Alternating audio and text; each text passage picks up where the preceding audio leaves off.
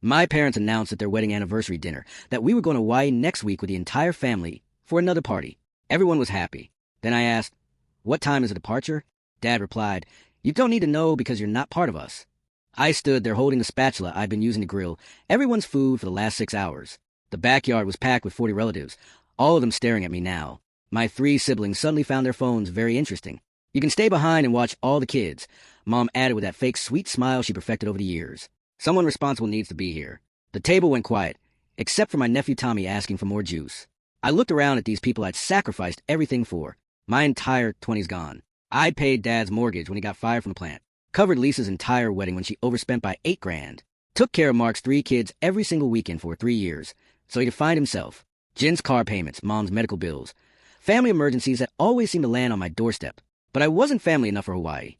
Uncle Pete shifted uncomfortably. Aunt Sarah looked at her plate. Even the kids sensed something was wrong. That's when I set down the spatula and smiled. The same smile Mom had just given me. "Actually, I can't watch the kids." Dad's face turned red. "What do you mean you can't? You don't have plans." "Oh, but I do. I'll be in Italy." The whole table went silent. Someone's fork clinked against a plate. "Italy?" Lisa finally asked, her voice small. "Remember Grandma Rose? The one who supposedly left us nothing when she died 5 years ago." Mom's eyes went wide. She remembered. "Well, funny story. She actually left me her beach house in Tuscany. Been renting it out ever since. You know, the inheritance lawyer called me directly since I was her caregiver those last 2 years while you all were too busy." Dad's mouth opened and closed like a fish. The rental income about $12,000 a month. 5 years. You do the math. I could hear Mom sharpen take a breath. "I was planning to surprise everyone tonight. Share it with the whole family after we celebrated your anniversary. Even brought the deed to show you all." I pulled the folded papers from my back pocket. I'd carried them for weeks, waiting for the right moment. But since I'm apparently not part of this family, the papers went back in my pocket. Mark stood up, knocking over his beer. "Wait, hold on. We didn't mean what? That I'm not part of the family, because Dad just said it pretty clearly in front of everyone." Jen tried next. "Come on. You know how Dad gets when he's had a few beers, right? And Mom, what's her excuse?" Silence. Grandmother's old clock ticked loudly from the porch. I grabbed my jacket from the back of my chair.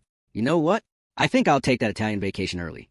The house has been empty for 2 weeks anyway. Perfect timing." "Felix, wait," Dad called out, suddenly sober. "We can talk about this family meeting." I turned back one last time, looking at all their panicked faces. Funny how quickly I became family again when money was involved. Have fun in Hawaii. Make sure to send me a postcard. I'll be sipping wine on my private beach. Uncle Pete let out a low whistle as I headed for my truck. I heard him mutter, "Well, that escalated quickly."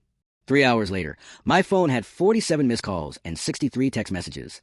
Lisa was crying in voicemails about how sorry she was. Mark was offering to pay for my Hawaii ticket himself. Mom sent a text saying she'd misspoken and didn't mean it that way. Dad left a voicemail.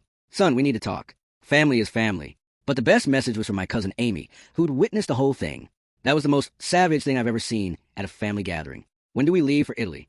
"I'm buying the wine." My coworker Jake texted, "Dude, your sister Lisa just called the restaurant looking for you. She's crying." "What happened?"